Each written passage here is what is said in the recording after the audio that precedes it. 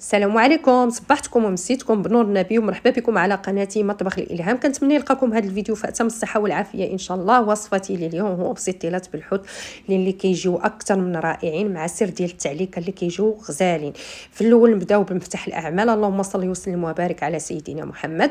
في واحد الهشوار كندير واحد الحبه ديال البصله والربيع والثومه والحامض اللي عندي انايا مصيه مقطع طريفات تحميره والكمون والملحه والبزار وسكينجبير كذلك.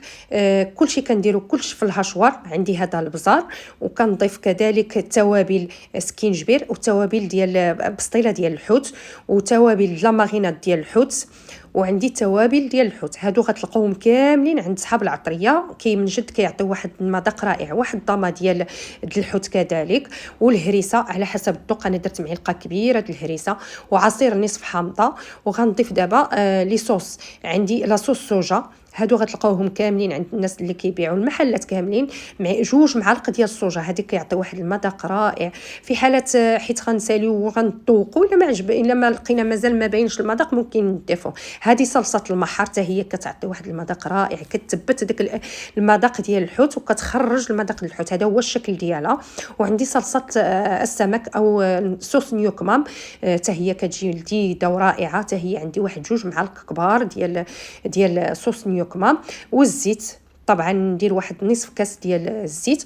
كنطحن الكل في الهشوار حتى كنحصل على هاد لاصوص. من بعد كندوز باش كنشحر في واحد المقله، كندير فيها شويه الزويته وكناخذ واحد معلقه كبيره ديال هاد لا ماريناد اللي وجدت وكندوز فيها كل نوع ديال السمك بوحدو. عندي هنا الهبره ديال الحوت، اي نوع د الهبره اللي بغيتو كندوزها النار فوق من المتوسط. الحوت كيطلق الماء، نحاول انني نشحرو على النار اللي هي مرتفعه شي شويه باش ما يطلقش الماء. هذا هو الشكل ديالو. شوفوا ما طلق لياش الماء تماما.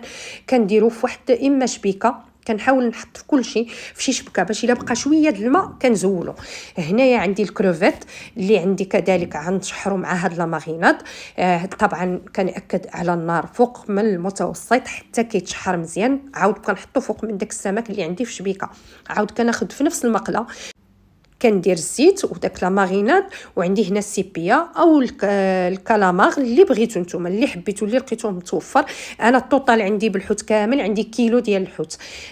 عندي هنا عاوتاني مني زولتو طاب درت عاود لا ماريناد وشويه الزويته ودرت شامبينيون نوار اللي انا رطبته في الماء سخون ومن بعد عاد غسلته باش يزول التراب. وواحد علبه ديال شامبينيون معلب، الا عندكم حتى طري ممكن كيجي لذيذ. من بعد ما شحرته غنديرو كذلك فوق من داك الحوت في شبيكه. ندوز عاود نشحر باقي المقادير. كل حاجه كنشحرها بوحدها. كناخذ واحد معلقه كبيره ديال هاد لا ماريناد والزيت وكندوز فيها واحد 150 حتى 200 غرام ديال هاد الشعريه الصينيه. انا طبعا راه درتها غير في الماء دافي. من بعدها نتوما كطيح وكترجع غزاله وما كتنفخلياش في الحشوه. دابا غندوز كلشي درتو في هاد البول. ومن بعد غنضيف الزيتون اللي عندي مقطع طريفات، 100 غرام ديال الزيتون مقطع طريفات والكورنيشون. طبعا على حسب المذاق، اللي كيحب الحموضه ممكن يضيف اكثر. وهنا غنضيف السر اللي غيخليهم معلكين هو الجبن. عندي 200 غرام ديال الجبن. هذه المرحله اختياريه ولكن صدقوني كتعطيها واحد التعليكه وما كتجيناش ديك الحشوه ديالنا ناشفه. كتعطيها هاد الجبن كريمي كيعطي واحد المذاق رائع وكتجي مجموعه عندي الحشوه. كنخلط الكل جيدا. طبعا ضفت الجبن حتى برد ليا شي شويه هاد الحشوه واستقطرات من الماء. الا كان فيها شي ماء اللي بقى ليا الماء من الحوت او لا راه كيستقطر ما كيبقاش نهائيا. انا حاجتي في هاد الحشوه ناشفه تماما ما يبقاش فيها الماء. كنخلط الكل جيدا.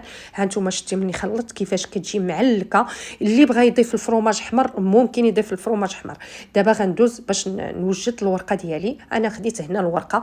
طبعا كنزولدو لداك الجنيبات وغنقطعوه بهذا الشكل اللي انا وريتكم ديجا في البسيطيلات ديال الدجاج اللي بزاف البنات دخلوا عليه وعجبوهم. بهذه الطريقه هذه كناخذ واحد الطبيصين موين كنحاول نعبر. انا عندي الورقه عندي كبيره كتاخذ ليا هنا 3 ديال الدوائر. الورقه انا طويتها على 2. المجموعه اللي عندي انا عندي كيلو، طويته على 2 قطعت في مره واحده ودرت 3 ديال الدوائر. هانتوما كتشوفوا في اللي في الوسط راه ما كنلوحوش.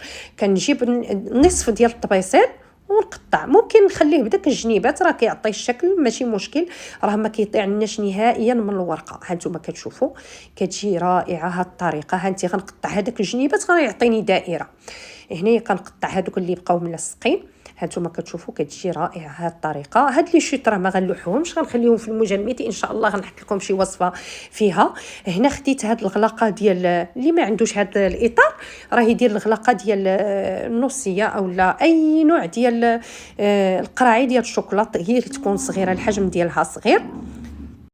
كناخذ الدائره الاولى اللي كندهنها غير بزويته، وكنحط فيها شويه ديال الحشوه ديالي على حسب هاد الغلاقه غتعطينا نفس الكونتيتي. كنحاول نعوضها مزيان وكنجمعها. شتي الورقه راه ما كيبقاليش لي شوت نهائيا او لا عاد نبقى نقطع نهائيا. هانتوما كتشوفوا المثلث كيخلي لي الكسور دائما. هانتوما كنقلبها ومن بعد كناخذ الورقه الثانيه وكنقلب الورقه ديالي البسيطيله ديالي في وسط داك الغلاقه. هانتوما كتشوفوا. ودابا غنحاول نورك عليها باش انها تدخل ليا وتاخذ ليا داك الشكل. وكنجمع طبعا كندهن دائما شويه بشويه الزيت، وكندهن بالبيض، كنلصق بالبيض. راه هما ما كيتحلوا لياش في الفران، ولكن غير باش ما نكون عارفه انه ما غيزولوش ليا. هانتوما كتشوفوا كتجي رائعه. كنستمر كنعاود معكم وحده حطيت في الغلاقه وفي الاطار. اللي عنده الاطار راه ديال 6 سنتيم، راه كتجي هي هذيك، كتجي مشبعه. كنضغط وكنجمع مزيان هاد الحشوه ديالي. كنلوي بسهوله، كيتلواو لي على هاد الشكل. انا هادي راه درتها في الاطار باش غنوريكم. اللي عندها الاطار من الافضل شريوه، راه ماشي غالي 5 دراهم. كنتبت طبعا بالبيض. من بعد كناخذ الورقه الثانيه وكنقلب اللي كان الفوق كيرجع لتحت. هانتوما كتشوفوا غنولي نقلبها. راه ممكن ما نقلبهاش في الاطار، كندهنها عاوتاني وكنجمع. هانتوما كتشوفوا ساهله كتجمع بسهوله. وهاد الطريقه ديال التقطيع راه ما كتخليليش لي شوت نهائيا. هانتوما كتشوفوا دابا كنعوضها. هانت شفتي كنحاول نستمر مع كامل الكميه اللي عندي. هاد الكميه راه عطاتني الخير والبركات. يعني اللي مثلا القرعه كديرونجيها وكتصعب عليها باش تخرجها، راه الحل ساهل، هو ديري واحد البلاستيكه وعاد كتحطي الورقه بسهوله كتخرج ليا داك البسيطيل. ها انت شفتي كتخرج ليا بسهوله. عاود كنحط الورقه الثانيه. هذه طريقه سهله كتخليك تدخل وبلا ما كتمزق ليا الورقه. هانتوما هاد كتجي رائعه. هنايا كنشدها وكنخليها في شي صينيه وكنخليها حتى كينشف ليا الورقه تماما باش ما يطرطقوليش نهائيا. وتكون متاكده بغيتو تدخلوا الفران مزيان وتطفيوه وتدخلوه باش تنشف ليا فقط الورقه. كنستفها في واحد العليبه وكندخلها للمجمد، راه ما كحيت كنخرجها نهائيا ما كتطرطقوش. اللي انا صورتهم معكم دخلتهم للفران حتى تحمروا وخداو داك اللون الذهبي، وزينتهم بالفرماج احمر وشويه ديال المعدنوس اللي عندي مجفف. كيجيو المذاق خطير ديالهم. كنتمنى يعجبكم. طبعا الا عجبوكم بارطاجيوهم مع احبابكم وصحابكم. ما تنساوش داك البصمه ديالكم ما تنساوهاش، وتعليقات اللي كتوصلني رائعه وكتزيد بيا القدام. كنقول لكم شكرا على تعليقاتكم وتشجيعاتكم. ودمتم لي اوفياء ودمتم في رعايه الله. والى وصفه جديده ان شاء الله. غنحاولوا ندخلوا في المعسلات ان شاء الله، وانتظروا الجديد ان شاء الله. غنحط لكم عما قريب وحصري ان شاء الله. ودمتم في رعايه الله، والى اللقاء في وصفه جديده.